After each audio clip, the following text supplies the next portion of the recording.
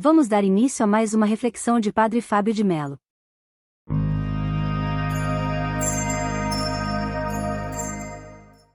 Aliás, nós ocidentais temos quase que um movimento muito contrário, né? A gente entende que desde muito cedo a gente foi educado para alcançar, para acumular, para conquistar. E dificilmente a gente é preparado para as perdas. É como se nós negássemos uma dimensão da condição humana que não pode ser suplantada. Uma dimensão dela que faz parte o tempo todo, né? Nós estamos aqui neste momento e estamos vivendo um processo de ganho. Eu estou ganhando muita coisa hoje, eu estou ganhando experiência, eu estou ganhando conhecimento, eu estou ganhando a vida que está aqui ao meu redor, as pessoas que me cercam. Mas ao mesmo tempo, no avesso de tudo isso, há um processo de perda que a gente não tem como negar, né? É uma experiência que faz parte é inerente ao meu processo, mas eu não tenho como. Vou desativar aqui só pra gente, depois eu abro pra gente conversar e trocar umas ideias. Mas é um processo inerente que eu não tenho como evitar. Hoje eu estou deixando de ser também quem eu fui. Estou assumindo uma nova roupagem do meu eu. À medida que o tempo passa, eu faço a experiência de perder vitalidade. Claro, durante um período da nossa vida, a gente nem percebe muito essas perdas, né? A gente vai notar isso à medida que o tempo passar, e nós vamos sentindo as debilidades que o tempo vai trazendo. Claro que a gente acumula outras coisas também, mas necessariamente a gente vai viver um processo de decadência, é uma palavra muito forte, né? Mas a gente vai decair nas nossas destrezas, a gente vai deixar de ter a mesma visão, a gente vai perdendo o equilíbrio. Claro que existem formas de nós retardarmos ao máximo essas perdas, né? Mas o fato é que é inerente ao processo humano o deixar de ser. Mas a gente parece que não... A gente sabe, mas a gente não é muito consciente disso no dia a dia. O desapegar-se dentro do cristianismo é essencial. O viver desapegado é uma proposta existencial dificílima de ser assumida. Porque a gente está acostumado ao apego. Quando uma pessoa chega à nossa vida e a gente gosta imediatamente dela, é muito natural que a gente se apegue a ela. Quando você traz um filho ao mundo, você se apega ao filho que você trouxe. Eu não sei se a vida humana é possível fora da experiência do apego. Não sei se alguém, o mais evoluído espiritualmente que esteja, seja capaz de compreender a morte de uma pessoa amada, por exemplo, como algo natural. A gente aprende isso a duras penas. É muito doloroso perder. Por quê? Porque quando a gente ama, o primeiro movimento do nosso amor é de um apego quase que desordenado. Ontem, na oportunidade de celebrar uma missa lá em Viçosa, comemorando os 50 anos da instituição Unifenas, eu falava sobre isso, porque a gente pregou esse evangelho. Eu falava que como é difícil no processo de ser pai e mãe, como é difícil identificar o rosto do amor que a gente precisa oferecer aos filhos, o formato do amor que nós precisamos dar ao filho que a gente trouxe ao mundo. Porque se a gente não cuida, se a gente não tem sabedoria na lida com esse amor, a gente vai amar com o excesso de proteção que é absolutamente saudável nas primeiras fases.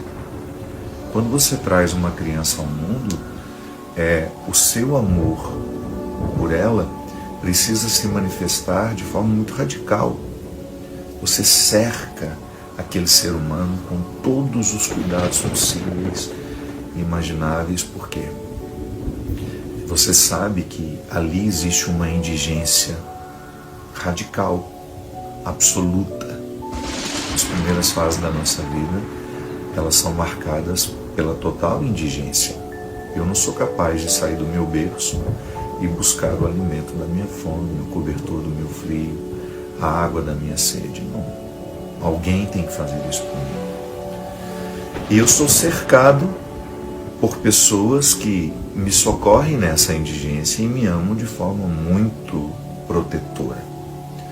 Agora, à medida que o tempo vai passando, que a gente vai crescendo e a gente vai assumindo alguma autonomia, é natural que aqueles que nos amem nos incentivem a sair da comodidade de receber tudo, não é?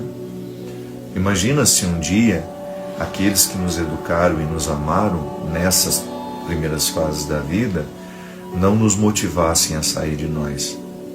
Nós talvez hoje estaríamos emocionalmente doentes, inábeis, né?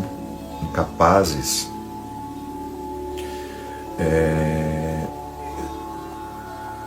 movidos pelas inseguranças que o excesso de proteção provoca em nós. O excesso de proteção é muito natural nas relações amorosas.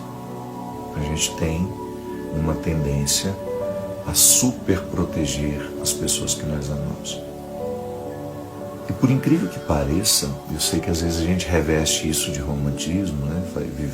Temos uma visão muito positiva da superproteção, mas dependendo da fase da vida, ela pode ser contrária ao próprio ato de amar. Porque vai chegar um momento no processo da criação de alguém, de um filho, de uma filha, que você vai precisar quase que desproteger para expô-la ao processo do crescimento. E é doído, porque exige desapego. Eu preciso me desapegar daquela forma que eu compreendi a minha paternidade e a minha maternidade. Eu preciso amar, claro, é minha responsabilidade, porque da obrigatoriedade biológica nasce uma responsabilidade. E depois os outros amores que não têm responsabilidade biológica, mas são resultados da voluntariedade nossa, né, do exercício da vontade. Eu escolho amar, eu quero amar. Mas ali existe uma necessidade de me desapegar das formas antigas. Eu sei que muitos de nós fomos terrivelmente machucados por pessoas que nos amavam muito e nos amavam tanto, tanto, tanto que nos desprotegeram no momento errado. Ou deixaram de nos proteger, de nos desproteger na hora certa. Para que a gente pudesse criar autonomia, para que a gente pudesse buscar as próprias forças, é como um treinamento muscular. O treinamento, quando ele é conduzido de forma inteligente, ele vai recrutando todos os músculos daquela região que você trabalha. O exercício convencional talvez vá recrutar apenas alguns.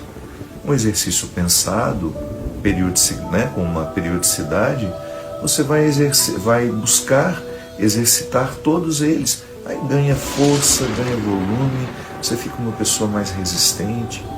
Emocionalmente é a mesma coisa. Quando nós somos estimulados ao treino certo, a gente cria autonomia.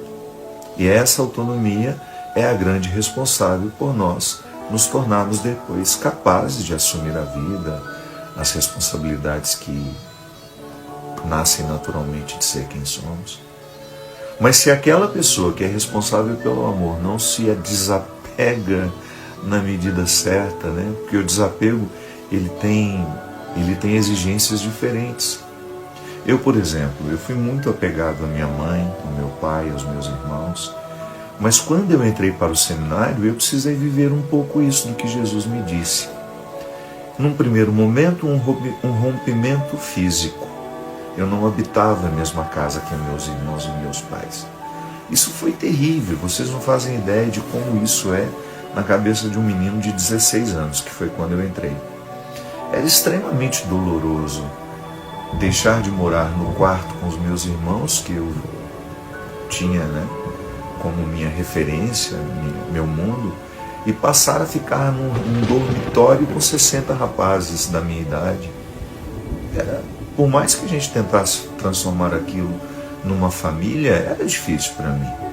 Eu estava acostumado com aquele núcleo familiar e de repente eu não estava mais ali. Eu precisei me desapegar.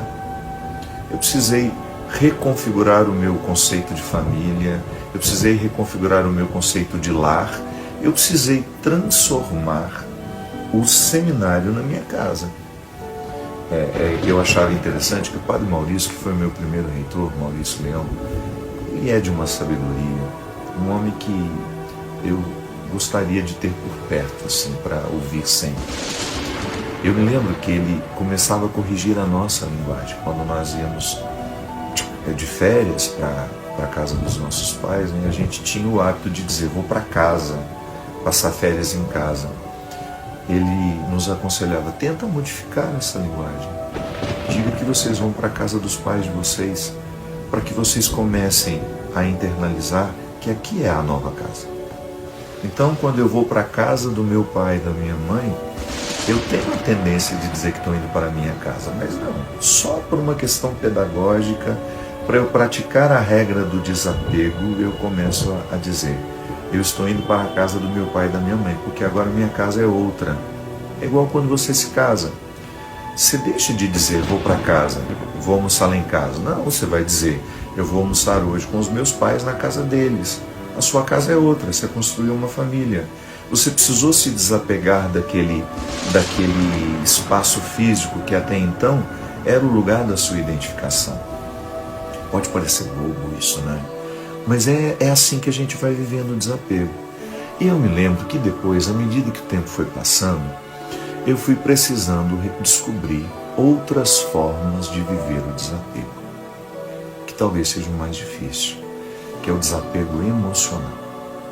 Quando nós moramos dentro da mesma casa, quando você respira os mesmos problemas o tempo todo, você acaba vivendo uma confusão conceitual, que é de achar que o problema do outro também é seu. A gente foi educado para pensar assim. E eu concordo que o problema do outro, de alguma forma, seja meu também. Mas tem que haver uma diferenciação. Porque isso é pretensioso. Às vezes eu não dou conta nem dos meus problemas, como é que eu vou dar conta do problema do outro junto com os meus? E eu também corro o risco de, quando eu faço o problema do outro ser inteiramente meu, ele abre mão daquele problema e ele acaba julgando ele em cima de mim. Então eu preciso me desapegar, que é uma forma inteligente de ver e de pensar. Ele tem problema, mas ele é o primeiro responsável pelo problema que tem. Não é justo que eu, no exercício da minha autonomia, tendo também problemas e precisando cuidar deles, eu tenha que entender de forma tão equivocada que o problema dele é inteiramente meu. Não. Eu participo do problema dele, mas o problema dele é dele, da mesma forma como o meu problema não é dele. E de vez em quando, a proximidade, o vínculo de amor que existe entre nós, de respeito, vai fazer com que eu carregue um pouco mais a cruz dele do que ele, nos momentos da fraqueza, nos momentos da debilidade. Esse é exercício de amor, mas não pode ser o tempo todo, né? E começar a entender isso foi muito difícil para mim, porque é interessante, minha gente, a gente não percebe, mas nós temos muita pretensão dentro de nós. Às vezes nós temos aquela pretensão de que nós somos capazes de tudo. Não é bem assim. E quem vai nos desmentindo é a vida. Você vai vendo que você é capaz de muita coisa, eu sou capaz de muita coisa, mas eu também não sou capaz de muita coisa. E não é nenhum problema assumir isso. A debilidade está em mim, a debilidade está em você. Então eu me desapego da pretensão de que eu dou conta de tudo, inclusive de resolver o problema dos outros. Não dou. E como foi difícil. E eu me lembro que, na minha experiência pessoal, minha gente, foi extremamente doloroso. Foi reconhecer isso. Outro dia, eu abri uma caixa, que foi uma coisa que minha mãe guardou durante muito tempo. E foi tão doloroso abrir aquela caixa. Porque naquela caixa estão, inclusive ela está aqui, eu olho para ela e não tenho muita coragem de mexer. Naquela caixa estão as muitas cartas que eu escrevi ao longo da minha vida, para minha mãe, para os meus irmãos, para as minhas irmãs. Eu não sei porque todo esse material ficou com ela. Acho que porque moravam todos na mesma casa, né? E aí as cartas deviam estar lá e alguém resolveu guardar e ela me deixou isso. Eu sei que quando eu fui ler um pouco dessas cartas, eu entendi uma coisa que eu ouvi do padre Wilson, que agora é bispo, lá em Santa Catarina, do Wilson Yankee. Acho que é Yankee. Ele foi um homem muito importante na minha vida, porque ele me fez, talvez ele nem saiba disso, talvez eu nunca tenha tido oportunidade de dizer isso a ele. Ele é psicólogo, formado numa linha da psicologia, muito voltada à vida religiosa, à vida sacerdotal. Eu era seminarista lá em Brusque, fazia filosofia, e ele me fez entender isso. Eu tinha uma ligação muito doentia com a minha irmã, a Cida, que faleceu, porque todos os problemas da Cida eram muito mais meus do que dela. Eu assumia tanto os problemas dela que eu não conseguia ser feliz. Acho que vocês já me ouviram falar nisso. Eu tenho uma melancolia natural, eu nunca fui uma pessoa muito extrovertida. Tudo isso que em mim é extrovertido, é para fora, foi resultado de esforço. Eu não sou naturalmente assim. Sou tímido, eu sou aquele que quando chegava nos lugares tremia para dizer uma primeira palavra. Sempre fui assim. Quem me conheceu pequeno sabe que eu não estou inventando isso. Foi o seminário que foi me desinibindo, a vida me colocando no lugar certo, com as pessoas certas. E eu, sempre muito melancólico, tive tendências suicidas em muitas fases da minha vida, de maneira muito especial na adolescência. E quando conheci o Wilson, eu ainda era Wilson, eu falo Wilson porque é o meu bispo aqui. Eu tinha essas tendências suicidas, era muito melancólico, nossa, sabe, demais, assim, eu não via, eu sempre tinha aquele olhar tristonho o tempo todo, e eu sempre via o lado triste das coisas. Eu sabia que era um detalhe da minha personalidade, nunca briguei contra isso, pelo contrário, né? Aquilo que me trazia a poesia. Eu era adolescente, eu já gostava de escrever, já gostava de compor, eu gostava de cantar, e eu sabia que eu hospedava a arte e que a arte tem um déficit. É um problema. Eu digo que quem tem a arte em si tem um defeito de fabricação mesmo. Defeito, é uma linguagem, né? Só para dizer que a gente carrega isso com muito sacrifício. É muito doloroso. A melancolia é muito dolorosa. E o Dom Wilson foi muito... Wilson, desculpa, troca de nome toda hora. Ele foi muito preciso em identificar isso. Ele falou, tá certo que é próprio da sua personalidade a melancolia, mas a sua família agrava isso. Eles têm muita ascendência sobre você ainda. E amar não é isso. Amar é você saber fazer a diferenciação, o que é meu, o que é do outro. E volto a dizer, em alguns momentos da nossa vida, a gente leva mais a cruz do outro do que ele. Mas é só de vez em quando. Não pode ser o tempo todo. Não é justo. Não é justo com você. Não é justo com o outro. Quando você percebe que a cruz do outro foi totalmente assumida por você. E eu me lembro, sabe, minha gente, e lendo um pouco daquelas cartas que ficaram com a minha mãe, meu Deus, como isso era uma verdade. Como eu não tinha tempo para resolver as minhas questões. eu acabei assumindo muito o que era dela e fiquei quase que sem tempo para resolver as minhas questões.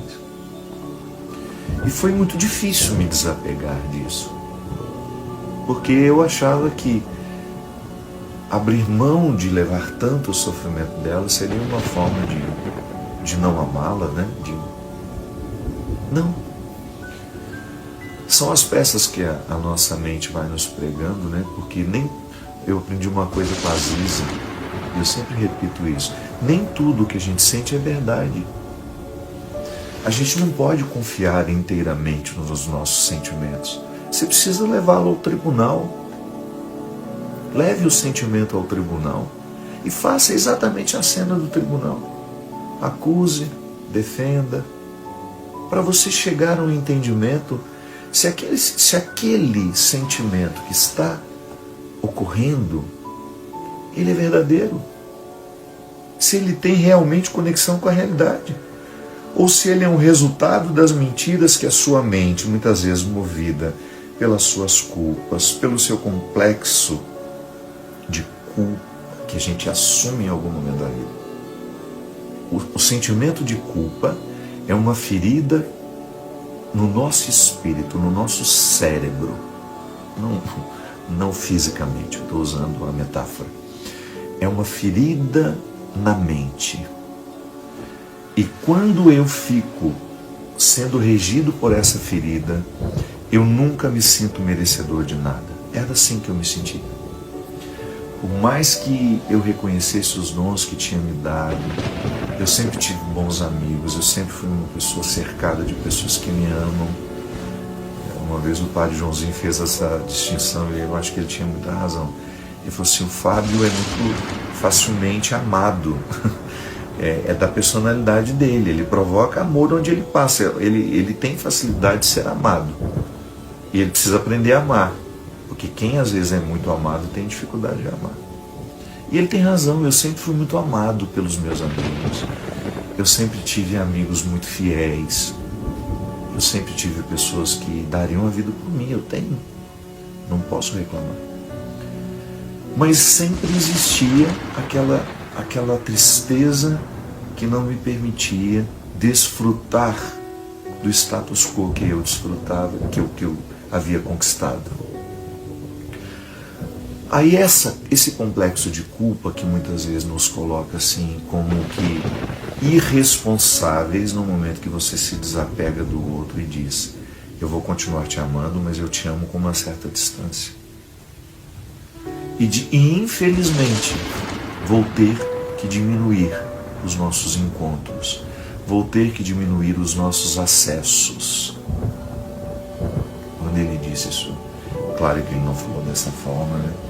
Ele só disse assim: escreva menos, saiba menos. Talvez ela acorde.